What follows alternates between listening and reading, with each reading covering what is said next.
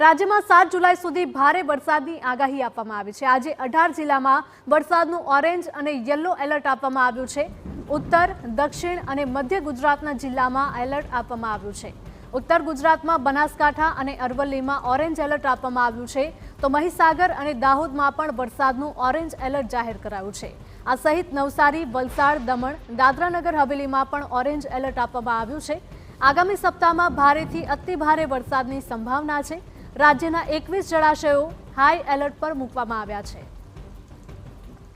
હવામાન વિભાગે રાજ્યમાં 7 જુલાઈ સુધી ભારે વરસાદની આગાહી કરી છે, તો આજે 8 જિલ્લામાં ઓરેન્જ એલર્ટ અને 10 જિલ્લામાં યલો એલર્ટ આપવામાં આવ્યું છે।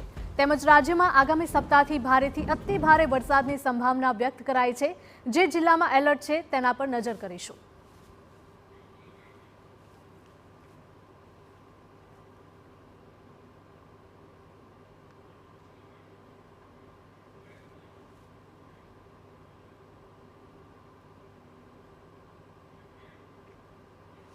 અને હવે સમજીશું કે કયા જિલ્લામાં કયું એલર્ટ આપવામાં આવ્યું છે, કારણ કે હવામાન વિભાગ દ્વારા એલર્ટ જાહેર કરવામાં આવ્યા છે। ખાસ કરીને ઉત્તર ગુજરાતના વિસ્તારો જોઈ શકો છો। આ તમામ જિલ્લા બનાસકાંઠા, અરવલ્લી, મહીસાગર અને દાહોદમાં ઓરેન્જ એલર્ટ આપવામાં આવ્યું છે હવામાન વિભાગ દ્વારા।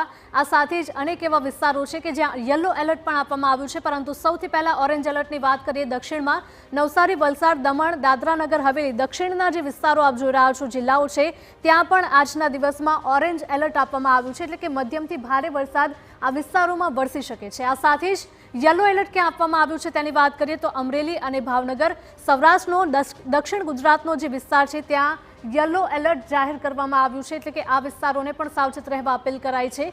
ભરૂચ, સુરત, તાપી, ડાંગમાં પણ યલો એલર્ટ જાહેર કરવામાં આવ્યું છે, એટલે દક્ષિણ ગુજરાતના અમુક વિસ્તારોમાં ઓરેન્જ તો અમુક વિસ્તારોમાં યલો એલર્ટ હવામાન વિભાગ દ્વારા આપવામાં આવ્યું છે। આ સાથે જ નર્મદા, છોટાઉદેપુર, વડોદરા અને પંચમહાલમાં પણ યલો એલર્ટ જાહેર કરવામાં આવ્યું છે। આ તમામ વિસ્તારોમાં નોર્મલ વરસાદ રહેવાની હવામાન વિભાગ દ્વારા આગાહી આપવામાં આવી છે।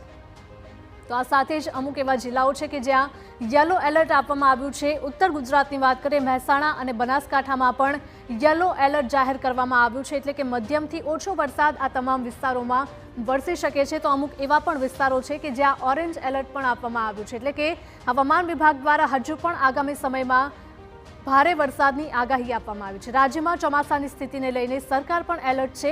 રાજ્યના વિવિધ સ્થળે એનડીઆરએફ અને એસડીઆરએફની 32 ટીમ તૈનાત કરાઈ છે। આ ઉપરાંત 2 ટીમને સ્ટેન્ડ બાય રાખવામાં આવી છે। રાજ્યના 206 જળાશયો પૈકી 21 જળાશયો હાઈ એલર્ટ પર છે, તો સાથે જ 12 જળાશયો પર એલર્ટ રાખવામાં આવ્યું છે અને 19 જળાશયો વોર્નિંગ પર છે। બીજી તરફ હાલ રાજ્યમાં ઓવરટોપિંગ અને પાણી ભરાવાના કારણે 94 જેટલા રસ્તાઓ બંધ છે, જે પાણી ઉતરતા પૂર્વવત કરવામાં આવશે।